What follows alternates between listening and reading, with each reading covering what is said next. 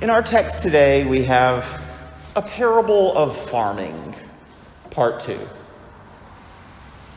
Rather than sowing the seeds of the good news that God's reign is at hand, all willy-nilly with reckless abandon, today's farmer sows good seed in prepared ground that he already owns. As we continue through Matthew 13, hearing more parables, not always with explanations, and certainly not immediately after they're told, remember that parables aren't simply allegories. These two parables of the farmer with their quickly interpreted versions just give us one understanding of the stories, one meaning among many. Parables are meant to tease our brains. They're supposed to make us go, wait a minute, that doesn't make any sense. Last week, what didn't make sense was a farmer throwing seed wherever it would land. This week, what doesn't make sense is that after a sower sows seed in prepared ground, a generic enemy of his sneaks in and plants weeds among the wheat. That's a totally normal occurrence, right? And then the landowning sower says, oh, there's weeds growing? Let's just let them grow all the way up. We don't want to accidentally pull the wheat's roots. I wish working in my mom's garden in middle school and high school, her philosophy of weeds had been, yeah, just let them grow. We'll deal with them when we start to harvest. This, Jesus says, is what God's reign is like. I'm glad that we're hearing parables, stories that make us say, like Pete Hogwallop to Everett in Oh Brother, Where Art Thou? Now wait a minute. That don't make no sense. If we look around, we're confronted with stories in the news that don't make no sense, y'all.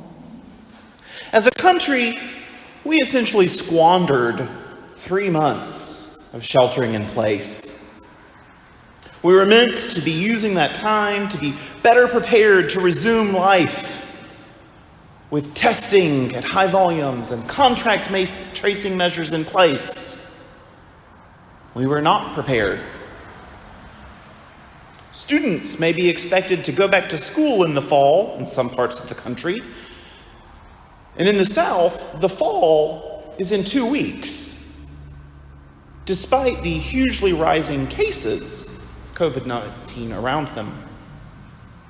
It may not impact elementary school children too much, but will certainly impact their 30-year-old teacher or 50-year-old bus driver or 70-year-old grandparent who takes care of them.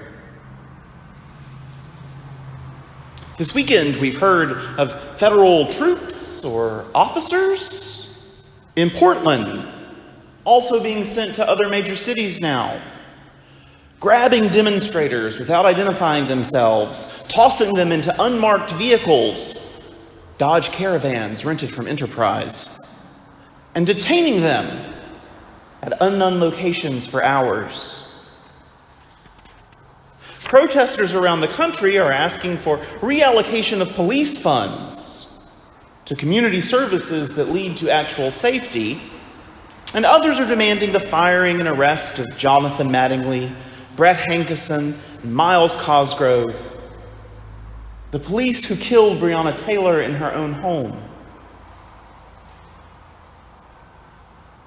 Cities are painting Black Lives Matter murals on the streets. Racist episodes of 40-year-old TV shows are being pulled. And Disney is finally updating a ride to not be about Song of the South. What people are actually asking for is being ignored. And this week, a civil rights leader, John Lewis, died, while H.R. 4, the Voting Rights Advancement Act of 2019, sits, waiting for action in the Senate. All of this doesn't make any sense.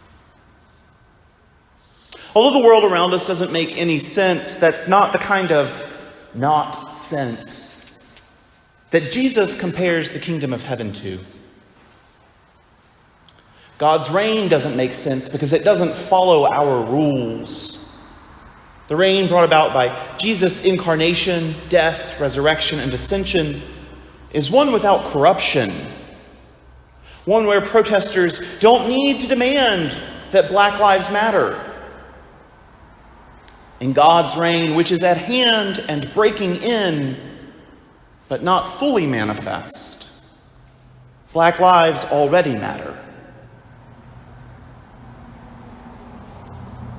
Jesus' reign that is breaking in on earth doesn't make sense, not because it ignores the cries for justice, but because it brings about justice in ways that we can't imagine. When Jesus says throughout this chapter of Matthew that we'll continue hearing over the next few weeks, the kingdom of heaven may be compared to, he uses stories so that maybe we can understand. We are so fallen and broken that if he had been more direct about what God's reign is like or is, people would have laughed at him, said that it was a utopian vision, and that it would be impossible to have. That's exactly the point. Last week I said that in John's Gospel, which we are not reading right now, characters are screens onto which we can project ourselves. I also said that in Matthew's Gospel, this is not the case. Last week's story was not about trying to be good soil, but about Jesus announcing God's love and that God's reign is surrounding us, whether people want to listen or not. This week's story isn't about deciding who around us is tares, who around us will be bundled up at the harvest time and thrown into the fire. This week's story certainly isn't about making sure that we ourselves aren't weeds, so that we can avoid the fire. The kingdom of heaven, God's reign breaking in, is not about fire insurance. When Jesus tells us about the farmer who lets someone into his field to plant weeds overnight and then doesn't have them pulled up, that don't make no sense. Just ask our weekly weeders. It's God who does the sorting at the end of time, not us and not the angels. The sorting that God does because of God's perfection and God's perfect love likely don't and won't make any sense to us when we get there. We who have ears to hear Jesus' teaching about how to live like him and what God's reign can be compared to should listen. Paying attention to the news, there are so many things that just don't make sense. Paying attention to the news, we may find ourselves, regardless of what media we consume, counting off. Child of the evil one, child of the evil one, child of the evil one. I heard those sermons growing up, and I hope that this isn't another one of them from just a different perspective. It's Jesus who sends the angels to do the collecting, not us. It's God who determines whose sin needs punishing and purging, purifying at the end of time, not us. What's happening around us doesn't make any sense, but God will take care of it. The world around us feels like a dumpster fire. For most people, And at some point in most human lives throughout history, that's been true. Post-war bliss was just a blip in most people's lives. Certainly a blip in our young country's history. Feeling like a dumpster fire is not the last word for any of us, though. Jesus has come as a manifestation of God's love to show us how to live like him and to show us that God's reign is here. Breaking in all around us, not making sense to our feeble mortal selves.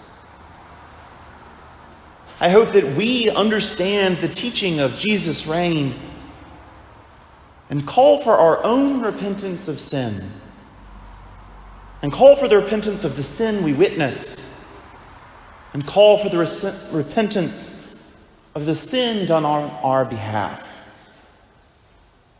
With our government having committed its first execution for the first time in decades this week.